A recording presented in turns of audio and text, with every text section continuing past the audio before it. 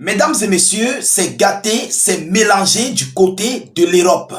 Emmanuel Macron vient de faire des déclarations de guerre contre la Fédération de Russie. Et ça fait couler assez d'encre. Après juste cette décision commune qui a été prise du côté de l'Arabie Saoudite entre les États-Unis d'Amérique et l'Ukraine pour imposer à la Fédération de Russie une trêve forcée. Alors, du côté de la France, du côté de l'Élysée, Macron était déjà réuni avec les chefs d'état-major des pays de l'OTAN et de l'Union européenne pour se préparer à entrer, mais complètement dans la danse sur le sol ukrainien. Juste quelques heures ou quelques minutes après l'envoi final ou bien la déclaration finale des États-Unis d'Amérique qui ont accepté une trêve contre la Russie, Emmanuel Macron a donné son mot d'ordre. Ah oui, mesdames et messieurs, Emmanuel Macron, chef d'État français, a donné son mot d'ordre au chef d'état-major, au chef d'état-major des pays de l'Europe, des pays de l'OTAN et de l'Union européenne, de se préparer à entrer dans la danse en Ukraine. Incroyable. Et pendant ce temps, je vais venir sur la déclaration de Macron. Pendant ce temps, la Fédération de Russie n'est pas d'accord avec cette trêve. Ah oui, depuis même que l'Ukraine a brandi cette trêve avec l'Europe, la Russie n'est pas d'accord avec cette trêve. Mais voyons voir ce que Emmanuel Macron a déclaré au chef d'état-major. En tout état de cause, c'est une déclaration de guerre. Lorsque tu appelles les chefs d'État des armées, on peut le dire ainsi parce que ce sont eux qui coordonnent les armées, ce sont eux qui coordonnent les conflits, ce sont eux qui coordonnent les opérations. Vous comprenez? Alors, lorsque tu appelles les chefs d'état-major des pays de l'OTAN pour entrer dans un pays qui n'est ni dans l'Union européenne, ni dans l'OTAN, contre la Fédération de Russie, mais en tout état de cause, c'est de déclarer la guerre à la Fédération de Russie. Il faut qu'on se dise des vérités. Il n'y a pas une autre forme de déclarer la guerre à une personne ou bien à un État. Ça, c'est une déclaration de guerre directe contre la Fédération de Russie. Voyons voir ce que Macron a déclaré au chef d'état-major pendant qu'ils étaient réunis à l'Élysée. De l'autre côté, en Arabie Saoudite, la décision finale s'est prise. Donc, tout était planifié. Tout était planifié. Et ils attendaient que ça. Mesdames et messieurs, qu'est-ce qu'ils disent?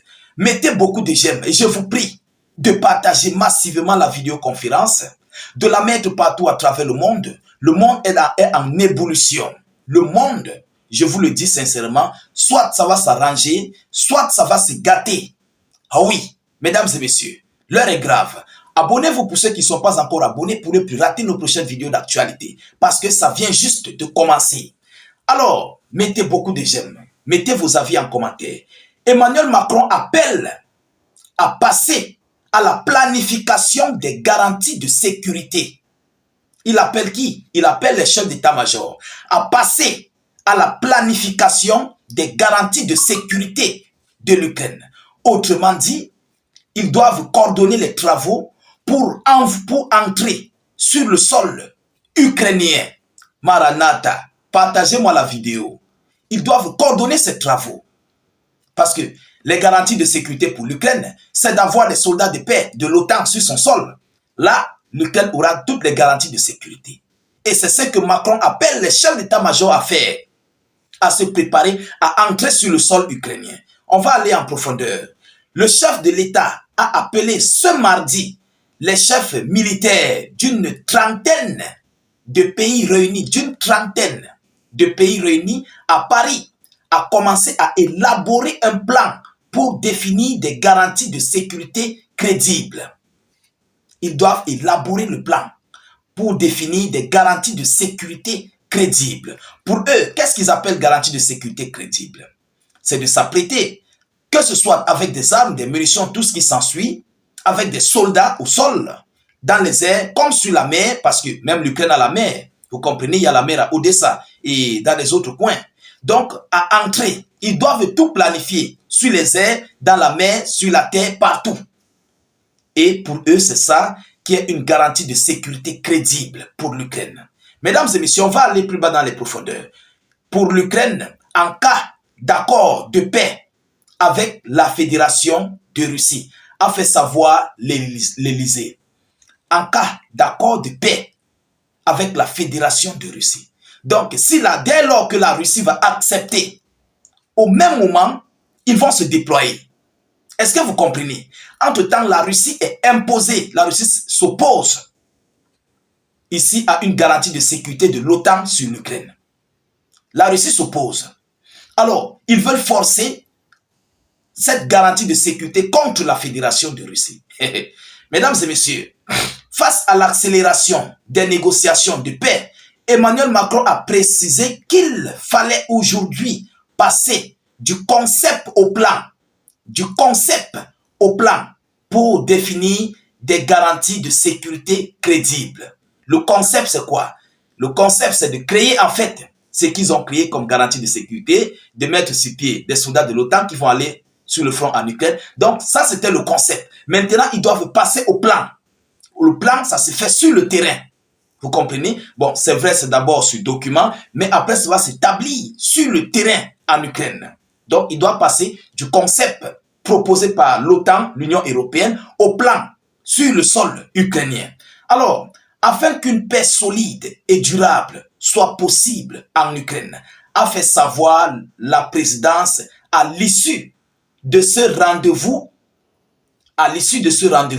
Selon la même source, les participants se sont accordés pour que les garanties de sécurité ne soient pas disjointes de l'OTAN et de ses capacités.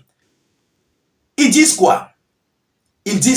Les participants se sont accordés. Donc, les chefs d'état-major de l'OTAN se sont accordés à ce que les garanties de sécurité ne soient pas disjointes de l'OTAN et de ses capacités. Donc, ça ne doit pas être séparé de l'OTAN. On va dire, par exemple, les pays de l'Europe. Vous comprenez? Ils ne doivent pas agir en tant que pays de l'Europe, mais ils doivent agir en coalition en tant que pays de l'Europe et membres de l'OTAN, tous réunis. Est-ce que vous comprenez ce qui se passe? Je vais répéter. Ils ne soient pas disjoints de l'OTAN. Les pays de l'Europe, donc les trentaines des chefs d'état-major des pays de l'Europe, ne doivent pas coordonner leurs opérations sans la participation de l'OTAN dans cette coordination des travaux. Est-ce que vous comprenez? Donc leurs travaux seront coordonnés, bien sûr en coalition avec l'OTAN y compris. Voilà ici ce que Macron est en train de déclarer. Donc il ne faut pas en tout prix qu'on mette l'OTAN à l'écart de ces garanties de sécurité. Alors mesdames, mesdemoiselles et messieurs, l'heure est grave. L'heure est très grave, hein? Peut-être vous voyez ça comme une petite rigolade, mais l'heure est grave. Ça, c'est une déclaration de guerre. Parce que la Russie est opposée. La Russie n'est pas d'accord. La Russie n'est même pas d'accord pour la trêve. Et Vladimir Poutine avait lui-même, j'ai déjà animé plusieurs vidéoconférences là-dessus, la Fédération de Russie avait rejeté toute participation de garantie de sécurité des pays de l'OTAN en Ukraine. Et c'est ce que Macron appelle les pays de l'Europe, les 30 chefs d'état-major, à organiser dès à présent. Dès que la Russie va signer l'accord de paix, directement, ils vont entrer au front en Ukraine. Ils vont occuper toutes les lignes, du nord au sud, toute la ligne de front, face à la Fédération de Russie, pour imposer les garanties de sécurité à l'Ukraine. Alors, mesdames, mesdemoiselles et messieurs, l'heure est grave. La Russie ne s'est pas encore prononcée là-dessus, sur cette sortie de M. Emmanuel Macron. Nous attendons à ce que même les États-Unis d'Amérique se prononcent là-dessus. Mais façon, nous voyons le silence. Les États-Unis d'Amérique viennent de tout nous montrer ces dernières heures. Et nous savons que Washington fait partie de la danse dès à l'heure actuelle.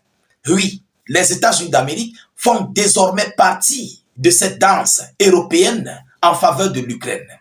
Alors, nous attendons les multiples déclarations qui vont en découdre. De votre côté, continuez de vous abonner, continuez d'activer les cloches de notification pour rester aux aguets des informations officielles. Mettez beaucoup de j'aime. N'hésitez pas, s'il vous plaît, de mettre suffisamment d'avis en commentaire.